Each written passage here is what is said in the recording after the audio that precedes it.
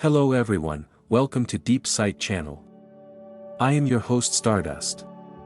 Let us explore the footprints of civilization and pursue the development process of ancient human civilization. Today our topic is another ancient civilization, Roman civilization. Roman civilization is one of the most powerful civilizations in the world. Its history can be traced back to the 8th century BC, when the Roman city-state appeared. It was a city-state civilization developed on the Italian peninsula in the Mediterranean, now in Italy. Throughout its development process, it continuously absorbed the achievements of various ancient Mediterranean civilizations, especially the ancient Greek civilization, and created a unique Roman civilization on this basis, which then spread to other parts of Europe. With the influence of Western cultural traditions, plays an important role in its formation. The origin of race in ancient Rome is a complex issue, because the ancient Romans were not a single race, but a fusion of multiple ethnic groups and cultures.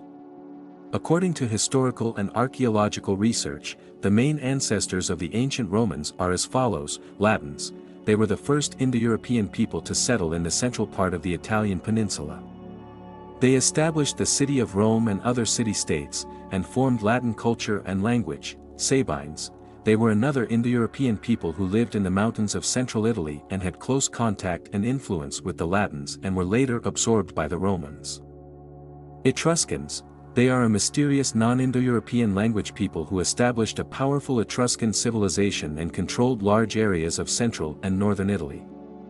They had great influence on the politics, religion, art, etc. of the Romans. Have a profound impact.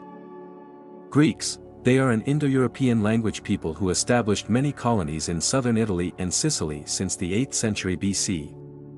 They spread ancient Greek culture and science and were regarded by the Romans as models and teachers of civilization. Germanic people. They are an Indo-European language people, distributed in Central and Northern Europe, and have long-term war and trade relations with the Romans. Later, many Germanic people joined the Roman army and society and became Roman citizens. Africans. They are a non-Indo-European language people, mainly referring to the Carthaginians and Egyptians. They had fierce competition and cooperation with the Romans, and were later conquered by the Romans and became an important part of the Roman Empire. The above are the main ethnic origins of the ancient Romans. Of course, there are other ethnic groups and cultures that also had a certain influence on the Romans, such as Gauls, Celts, Slavs, Arabs, Persians, Jews, and Armenians. People, etc. The ethnic origins of the ancient Romans reflect the diversity and inclusiveness of the Roman Empire and are also an important feature of Roman civilization. Roman civilization went through several important periods, the most glorious of which were the Roman Republic and the Roman Empire. During this period, many world-famous politicians, military strategists, and writers appeared, such as Caesar, Augustus, Octavian, and Ninja. Lu, Trajan, Hadrian, Constantine, etc. Let us briefly introduce the origin, development and end of the formation of ancient Roman civilization. The Roman Empire, 753 BC to 509 BC. According to legend, the city of Rome was founded by the brothers Romulus and Remus, who were descendants of Mars, the god of war, and descendants of the Trojan hero Aeneas. There were 7 kings in Rome, the first 4 were Latins and the last 3 were Etruscans. During this period, Roman culture was influenced by Etruscan culture and Greek culture, forming features such as Roman law, Roman mythology, and Roman architecture. Roman Republic, 509 BC to 27 BC. The Romans overthrew the last tyrant Tarquin, established a republican system in which the aristocracy was in power, and established institutions such as the consul, the Senate, and the Citizens' Assembly.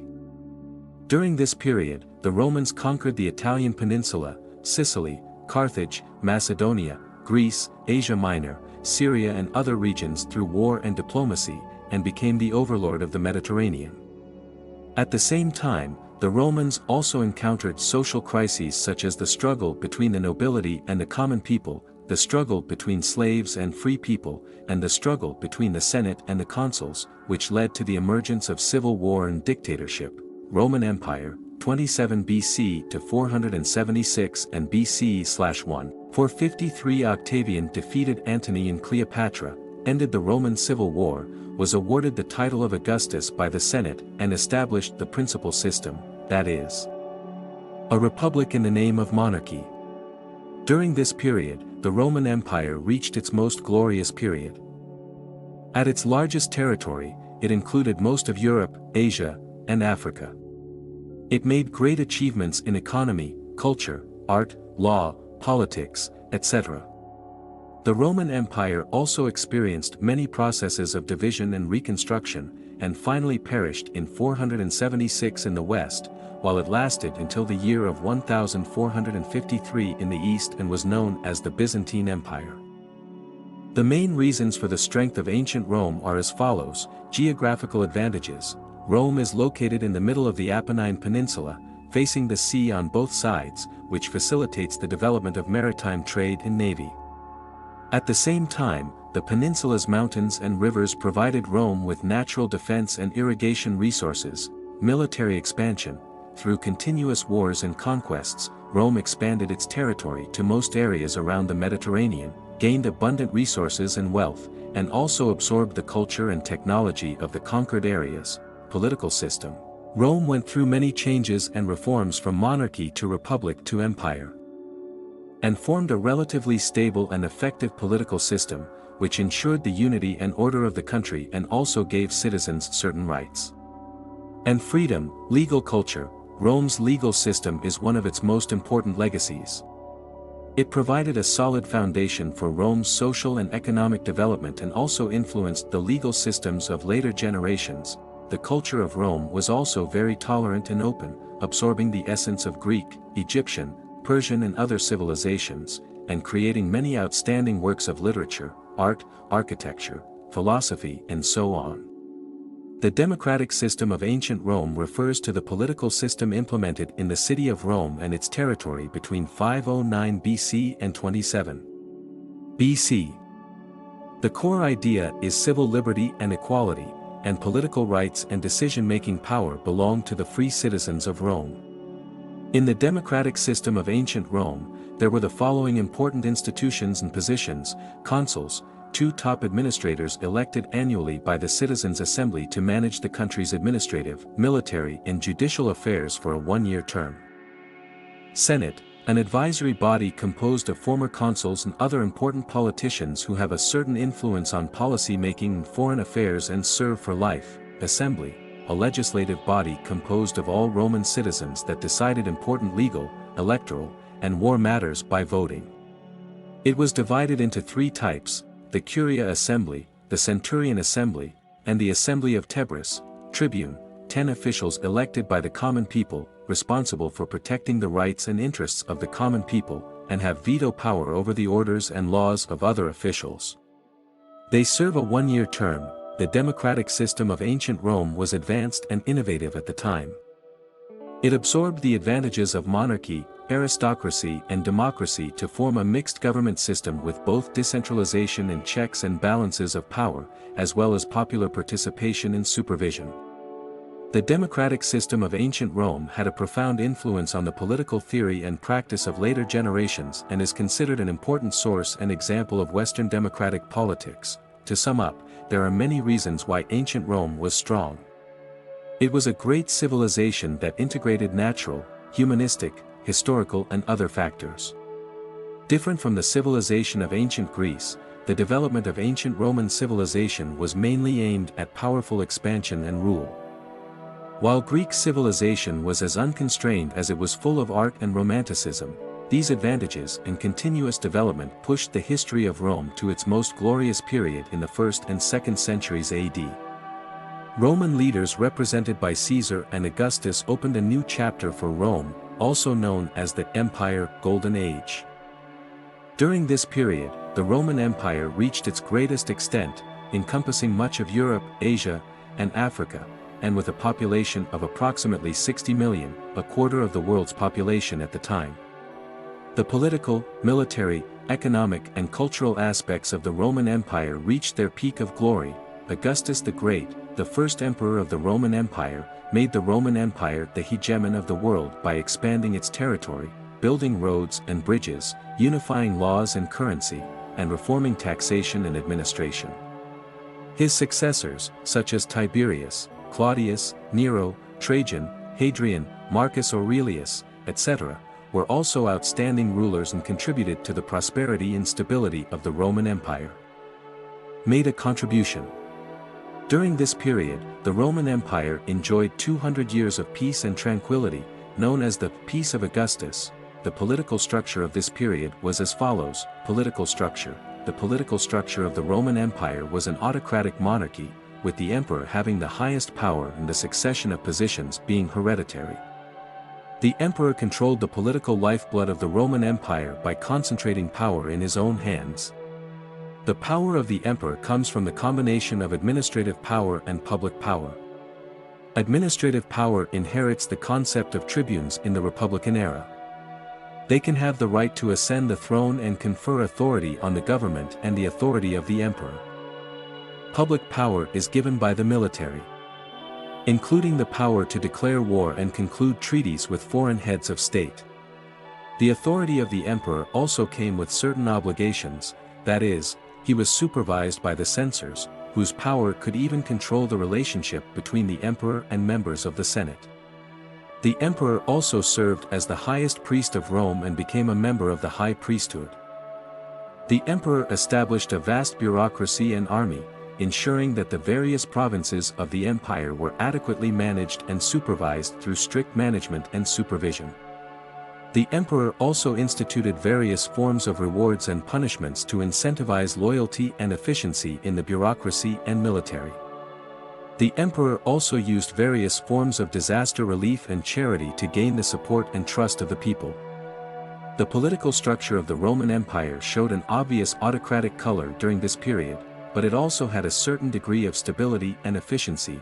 Leaders. The leaders of this period were the emperors of the Roman Empire, starting with Augustus the Great in 27 BC and ending with Emperor Marcus Aurelius at the end of the 2nd AD. Some of these emperors were outstanding rulers, while others were tyrants or incompetents. The most representative monarchs in their reigning years are as follows: Julius Caesar, 100 BC, 44 BC. The founder of the Roman Empire, he was an outstanding statesman, military strategist, writer and reformer. Through continuous wars, he conquered Gaul, Britain, Egypt and other regions, expanding Rome's territory and influence. He carried out a series of reforms within Rome, including reforming the calendar, currency, taxation, law, social welfare, etc., which enhanced the unity and prosperity of Rome. He is also an excellent literator, and his Gaul Wars and Civil War are masterpieces of classical Latin literature. His death marked the end of the Roman Republic, and his name and title became emblematic of subsequent Roman emperors. Augustus the Great, 27 BC, 14 AD. The first emperor of the Roman Empire, he expanded the Roman Empire through measures such as expanding its territory, building roads and bridges, unifying laws and currency, and reforming taxation and administration. Became the overlord of the world. His reign is known as the Peace of Augustus and was one of the most glorious periods in Roman history. Tiberius, 14 AD, 37 AD. The successor of Augustus, he was an able military strategist and statesman, but also a cruel tyrant. On the island, the imperial guards and palace officials were allowed to control the political situation. Caligula, 37 AD, 41 AD. The nephew of Tiberius, he was a crazy tyrant. He was dissolute, abused his power, brutally persecuted the Senate and the people, and even claimed to be a god. Assassinated by the Praetorian Guards, Claudius, 41 AD, 54 AD. Caligula's uncle, a learned scholar but also a weak ruler. During his reign, he expanded the territory of the Roman Empire, but he was also manipulated by his wife and palace officials, and was eventually poisoned by his wife. Nero, 54 AD, 68 AD. The successor of Claudius, he was a cruel and luxurious tyrant. He indulged in music and art, neglected government affairs, and carried out cruelty to the Senate and Christians. He persecuted and even set fire to the city of Rome, and finally committed suicide due to the resistance of the army and people. Vitellius, 69 AD. After Nero's death, the Roman Empire fell into civil war, and 4 generals proclaimed themselves emperors. One of them was Vitellius, a greedy and incompetent ruler. During his reign, he neglected government affairs and spent extravagantly. He was finally defeated and executed by the army of his rival Vespasian. Vespasian, 69 AD, 79 AD. Vitellius's opponent was a capable military strategist and statesman. He ended the civil war in the Roman Empire and restored order and prosperity to the empire. He also started the construction of the Colosseum and was one of the greatest emperors in Roman history. Titus, 79 AD, 81 AD. The son of Vespasian, he was a benevolent ruler. During his reign, he completed the construction of the Colosseum, but also encountered Mount Vesuvius. After the outbreak of the Roman Empire and the Great Fire of Rome, he was called the king who loves the people. Domitian, 81 AD, 96 AD. The younger brother of Titus, he was a cruel tyrant. During his reign, he strengthened the power of the emperor and brutally persecuted the Senate and heretics. Finally, he was assassinated by palace officials. Nerva, 96 AD, 98 AD. The successor of Domitian, he was a moderate ruler who restored the status of the Senate during his reign and implemented some measures to ease social conflicts, but Nerva was opposed by the military community, especially the border commanders. Trajan, 98 AD, 117 AD. The successor of Nerva, he was an outstanding military strategist and politician. During his reign, he greatly expanded the territory of the Roman Empire and brought it to its greatest extent. He also carried out many public construction and social reforms, and was known as the best emperor. During this period, the culture of the Roman Empire also reached a high degree of development. The Romans absorbed the influence of Greek and other civilizations and created their own art forms such as literature, philosophy, architecture, sculpture, and painting, which demonstrated the wisdom and creativity of Rome. Representative works of Roman literature include Virgil's Aeneid, Ovid's Metamorphoses, Horace's collected poems, Seneca's On Happiness, etc. Representative figures of Roman philosophy include Cicero, Seneca, Marcus Aurelius, etc. They mainly spread the ideas of Stoicism and Epicureanism. Representative works of Roman architecture include the Pantheon, the Colosseum, Trajan's tomb, Hadrian's villa, etc. Representative works of Roman sculpture include the statue of Augustus, the equestrian statue of Marcus Aurelius, and the statue of the elderly Augustus. Representative works of Roman painting include Pompeii murals, Herculaneum murals, etc. Dear friends, ancient Rome is one of the brightest pearls in the history of human civilization, covering many aspects. We hope to outline the basic status of its civilization for you in the most concise way. The introduction of this issue. That's it for now. We will continue to introduce you to the rise and fall of ancient Roman civilization in the next issue. More exciting things are in the deep vision. You are welcome to follow, leave a message and like it. Your encouragement is the driving force for us to move forward.